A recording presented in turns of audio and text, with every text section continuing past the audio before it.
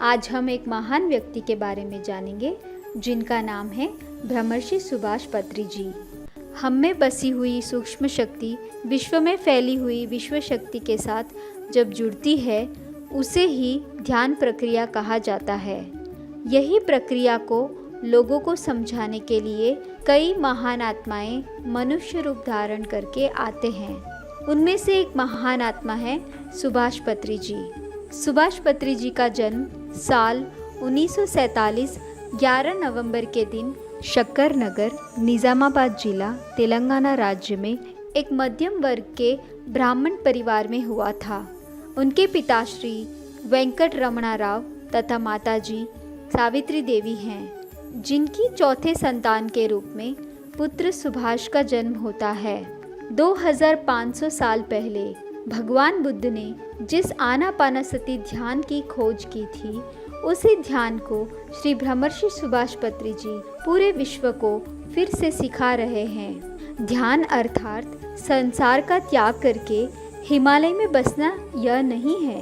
ध्यान का अर्थात संसार में निर्वाण, संसार में रहते हुए जीवन में पत्नी व बच्चों के साथ खुशी से रहना, हमारे घर की जिम्मेदारियों को निभाना और घर में ही रहकर ध्यान करके मोक्ष को प्राप्त करना।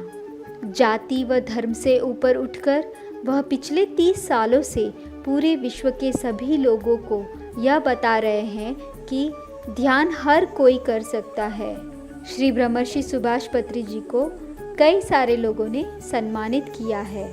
12 सितंबर 1997 में आंध्र प्रदेश मंत्री एन.वी. सुब्बा रेड्डी एवं आध्यात्मिक गुरुओं ने मिलकर सुभाष पत्री जी को ब्रह्मर्षि के नाम से सम्मानित किया था। नवंबर 2006 में Mahatma Gandhi institute of medical science द्वारा लाइफ टाइम अचीवमेंट अवार्ड दिया गया था। साल 2013 में Indian board of alternative medicine द्वारा ध्यान विशारद अवार्ड दिया गया था। साल 2017 में टाइम्स ऑफ इंडिया पब्लिकेशन द्वारा गुड कर्मा अवार्ड दिया गया था तथा 2018 में international world book of award में सम्मानित किया गया था। 30 सितंबर 2018 के दिन global festival of spiritual science में हिमालय से आए हुए कुछ गुरुओं ने उन्हें पितामह नाम से सम्मानित किया था। 2019 में लद्दाख में महाबोधि इंटरनेशनल मेडिटेशन सेंटर द्वारा ग्लोबल पीस अवार्ड दिया गया था। ऐसे महान व्यक्ति के जीवन के बारे में आइए जानते हैं। सुभाष पत्री जी का बचपन। सुभाष जी ने अपनी प्राथमिक शिक्षा कक्षा 1 से 5 तक शक्कर नगर में प्राप्त की थी। कक्षा 6 से 9 तक बोधन विस्तार के सरकारी पाठशाला में विद्या अभ्यास प्राप्त की थी। कक्षा 10 से 12 की शिक्षा सिकंदराबाद के महबूबा पाठशाला में पूर्ण की थी। साल 1963 से 65 के समय दौरान सिकंदराबाद के आर्ट्स एंड साइंस कॉलेज में बीएससी की शिक्षा प्राप्त की थी। इसी दौरान उनकी आध्यात्मिकता के प्रति रुचि जागृत हुई थी। इसी साल उन्होंने डॉक्टर सर्वेपल्ली राधाकृष्णन से रचित इंडियन फिलोसॉफी का अध्ययन भी किया था। साल 1964 में उनके छोटे भाई की मृत्यु होती है। यह घटना के कारण वह बहुत ही दुखी होते हैं। यही निराशा उनके आध्यात्मिक जीवन के लिए एक नया दौर साबित होती है। साल 1966 से 70 के मध्यकाल में आंध्र प्रदेश राज्य के हैदराबाद शहर के कृषि विश्वविद्यालय में उन्होंने बीएससी एग्रीकल्चर की पढ़ाई की थी। इसी विश्वविद्यालय में सन 1974 में सॉइल साइंस में पोस्ट ग्रेजुएशन किया था। सन 1969 से लेकर 1973 के समय दौरान एक और भौतिक जगत की विद्या के साथ सिविल परीक्षा के लिए सज्ज हो रहे थे तथा दूसरी ओर अन्य आध्यात्मिक ग्रंथों का अध्ययन भी कर रहे थे। उनको आध्यात्मिक प्रश्नों के उत्तर यह ग्रंथों में से प्राप्त होते थे। साल 1970 में तेनाली में इनकम टैक्स इंस्पेक्टर के तौर पर कार्यरत थे। साल 1971 से 1973 के समय दौरान उन्होंने IAS की परीक्षा में भी भाग लिया था। साल 1974 में मई महीने में उनका स्वर्णमाला जी के साथ विवाह हुआ था। साल 1975 में आंध्र प्रदेश के कर्नूल में कोरोमंडल फर्टिलाइजर में असिस्टेंट सेल्स प्रमोशन ऑफिसर के तौर पर कार्यरत थे। सुभाष पत्री जी ने कर्नाटक के मशहूर संगीतकार एवं पद्म भूषण डॉक्टर श्रीपाद पिनाकापानी जी से संगीत की विद्या प्राप्त की थी। साल 1978 में सुभाष जी पिता बनते हैं। उनकी प्रथम संतान पुत्री परिणीता है। साल 1981 में 1 जनवरी के दिन सह उद्योगी श्री रामचन्ना रेड्डी सुभाष पत्री जी अपने गुरु सदानंद योगी जी से मिलते हैं।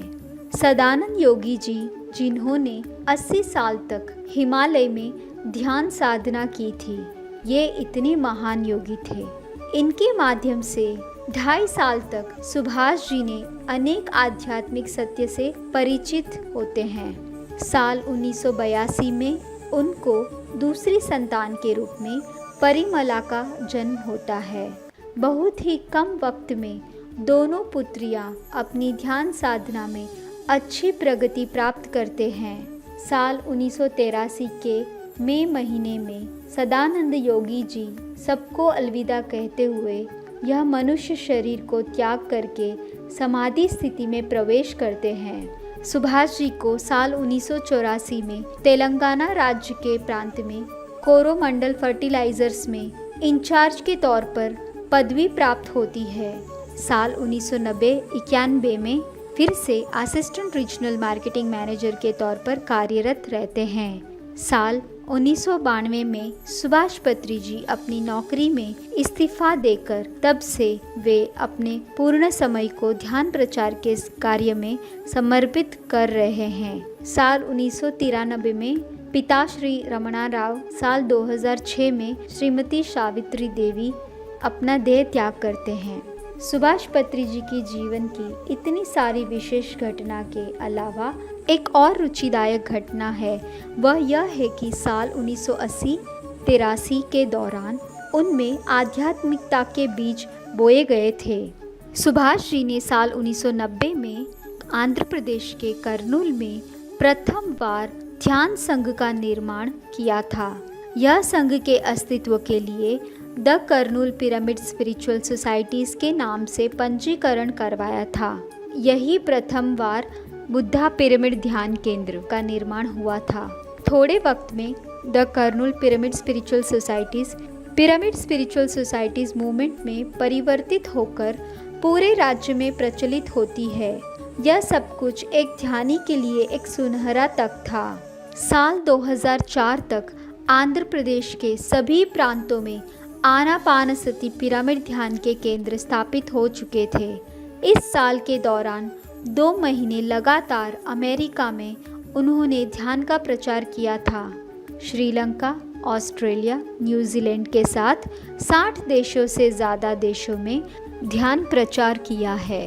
ब्रह्मर्षि सुभाष पत्री जी एकमात्र इंसान हैं जिन्होंने पूरी दुनिया में ध्यान साधना को पिरामिड शक्ति के साथ जोड़ा है। यह पिरामिड विश्व की प्राण ऊर्जा को अधिक मात्रा में प्राप्त करके अपने अंदर संग्रहित करता है। जो भी इंसान इस तरह पिरामिड में ध्यान करेंगे उनको सामान्य से 3 गुना ज़्यादा शक्ति मिलती है। श्री सुभाष पत्री जी ने अभी तक 60 पुस्तकें लिखी हैं।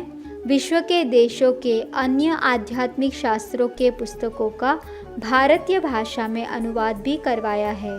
उनके मार्गदर्शन में ध्यान जगत तेलुगु, स्पिरिचुअल इंडिया इंग्लिश, ध्यान कस्तूरी कन्नड़ा, ध्यान तमिल, ध्यान महाराष्ट्र, पिरामिड ध्यान जगत हिंदी मैगजीन्स प्रकाशित कर रहे हैं।